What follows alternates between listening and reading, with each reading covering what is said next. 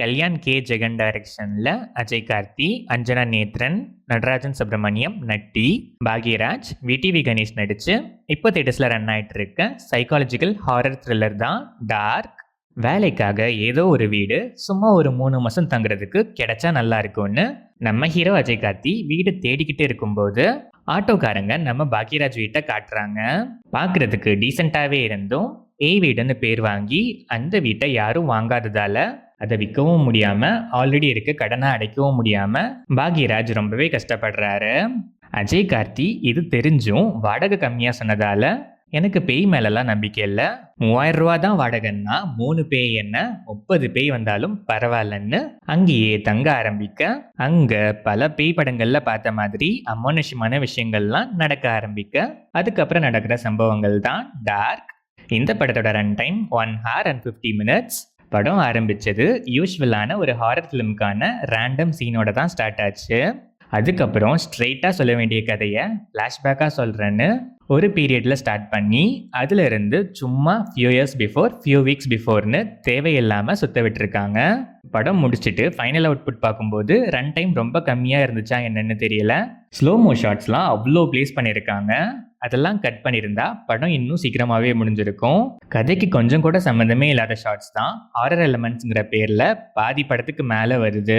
கதை எப்படா வரும்னு பார்த்தா பார்த்துக்கிட்டே இருக்க வேண்டியது தான் போல. ஒரு சில சீன்ஸ் மேக்கிங்காக அங்கங்கே நல்லா இருந்துச்சு.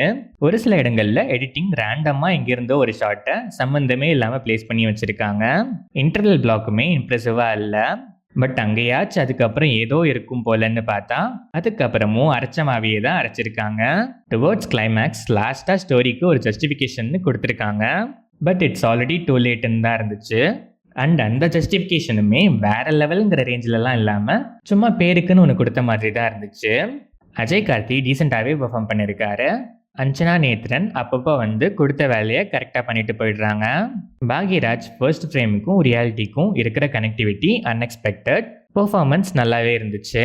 நடராஜன் சுப்ரமணியம், நட்டி ரன் டைமை இழுத்தடிக்க ஆட் பண்ண ஒரு கேரக்டர்னாலும் நல்லாவே பெர்ஃபார்ம் பண்ணியிருக்காரு. விடிவி கணேஷ் ஒரு சீன் பேருக்குன்னு வந்துட்டு போகிறாரு.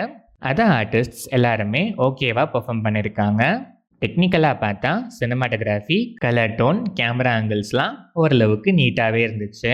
ஸ்லோ மோஷன் ஷாட்ஸ் இந்த படத்துக்கு மேஜர் ட்ராபேக். த்ரில் ஃபீல் கொடுக்கும்னு நினச்சி இவங்க ஓவராக ஆட் பண்ணது ஸ்லீப்பி ஃபீல் தான் கொடுத்துச்சு. மேக்கிங் குவாலிட்டி ரொம்ப ரேண்டமாக ஒரு சில சீன்ஸில் மட்டும் நல்லா இருந்துச்சு. மற்ற சீன்ஸ்லலாம் மேக்கிங்காகவே மொக்கையாக தான் இருந்துச்சு. சாங்ஸ், பேக்ரவுண்ட் ஸ்கோர் அந்தளவுக்கு இம்ப்ரெசிவாக இல்லை. தளபதி சாங் ரெஃபரன்ஸ் அண்ட் பிளேஸ்மெண்ட் கட்டா குஸ்தியில் இன்னுமே வேற லெவலில் இருந்துச்சு. இதுலேயும் அதே சாங் தான் பிளேஸ் பண்ணியிருக்காங்க. ஆனால் ஜஸ்ட் ஓகே ஃபீல். எடிட்டிங் பேட்டர்னுமே ஜஸ்ட் ஓகே. ஓவராலாக பார்த்தா ரொம்ப தின்னான ஒரு பழைய டெம்ப்ளேட் ஸ்டோரி லைன். அந்த லைனுக்குள்ளே கூட போகாமல் இஷ்டத்துக்கு நான் லீனியர்ங்கிற பேரில் காதில் பூ சுற்றுற மாதிரி நல்லா சுற்றுன்னு சுற்றிருக்காங்க. Dead slow paced screenplay, அதில் இன்னும் ஸ்லோ பேஸ் கொடுக்குற slow motion shots. Climax justification too late and not வர்த்தின்னு தான் சொல்லணும். ஒரு பிலோ ஆவரேஜான எந்த இடத்துலையும் ஸ்கேரியாகவே இல்லாத ஹாரர் த்ரில்லர் தான் இந்த டார்க். சில நல்லா இருக்கிற சீன்ஸ்க்காக நான் மற்ற எல்லாத்தையும் பொறுத்துப்பேங்கிற மைண்ட் செட்டில் இருக்க ஆடியன்ஸ் வேணும்னா ஒன்ஸ் ட்ரை பண்ணி பார்க்கலாம்.